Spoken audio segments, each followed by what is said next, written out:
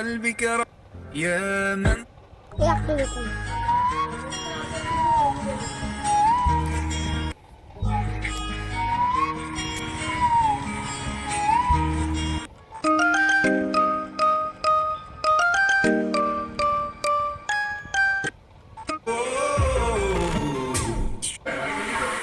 ভাই আজকে চলো ভাই মসজিদ ইফতারি করি ভাই। আমি কি ঘুর বন্ধুরা, এই লোকটি এই গর্তে মাছগুলো ফেলছে কেন? আসলে জাপানের লোকেরা এই সুন্দর মাছগুলো বাজার থেকে কিনে এনে গর্তের মধ্যে ফেলে দেয়। এই গর্ত ড্রেনের সাথে যুক্ত থাকে। আপনি যদি কখনো জাপানে যান তাহলে দেখতে পাবেন যে জাপানের ড্রেনের মধ্যে এরকম সুন্দর মাছ ঘুরে বেড়াতে, আর এই মাছগুলো ড্রেনের নোংরা খেয়ে পরিষ্কার করে দেয়। বন্ধুরা, They wanna leave, but I'm too far. And I'm too lost. Wanna let go, but it's too hard. Want a new start. Gotta look inside me, but I'm too scarred. Never knew the pain could be this sad. Wanna leave, but I'm too far. বন্ধু বন্ধু বন্ধু, আমি তো পুলিশের চাকরি পাইছি। কি কস, তাহলে পার্টি দিতি না? ধনকে দেখলো তুই ননিস না, মনকে চিনলু না, সোনাকে বাহ হাবিলদার জয়, বাহ তুই তো প্রথম দিনই প্রমোশন পালাইছ। চি চি চি রে ননি চি চি চি চি রে ননি। প্রিয় দর্শক, আমি একটা নতুন টেকনিক করে আপনাদের আজকে মাছ দেখাবো। দেখেন, আমি একটা শুকনা নারকেল পাতা গোল করে পেঁচাই নিছি। পেঁচাই নিয়ে এর ভিতরে আমি ফিড দিছি মাছের খাবার।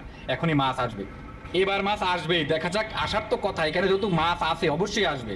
কি আজকেও কি ফেল হবো? আজকেও কি মাছ দেখাতে পারবো না? প্রিয় দর্শক,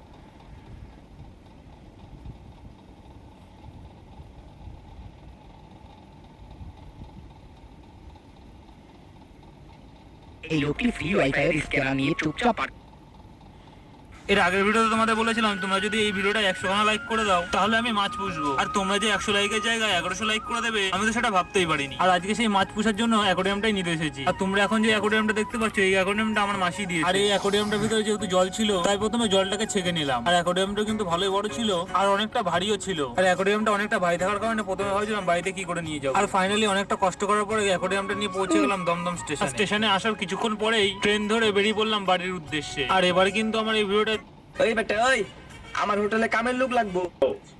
1990 সালে আত্মীয় যখন 10 আমি যদি রাতের বেলা একজনের বাড়ির সামনে লাল আবি 100 বাবা তুমি বিদেশে। আমাদের নতুন হাউসে কিছু মাছের বাচ্চা ছেড়ে দিলাম, যেটা দেখতে অনেক বেশি সুন্দর লাগছে। আসসালামু আলাইকুম। আজকে আমরা আমাদের যত ডাম্বো মোজাইকের বাচ্চা আছে সেইগুলো নতুন হাউসে ছেড়ে দেব। এর জন্য আমাদের ছোট্ট হাউসে যতগুলো ডাম্বো মোজাইকের বাচ্চা রাখা ছিল সেইগুলো আমরা একটা পাত্রে উঠিয়ে নেব।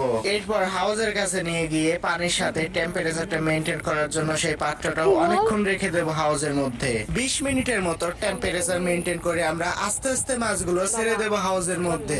মাছগুলো অনেক বড় জায়গা পাওয়াতে তারা অনেক সুন্দর ছোটাছুটি করছিল, যেটা দেখতে অনেক বেশি সুন্দর। আজকের ভিডিও এই পর্যন্তই। আল্লাহ হাফেজ।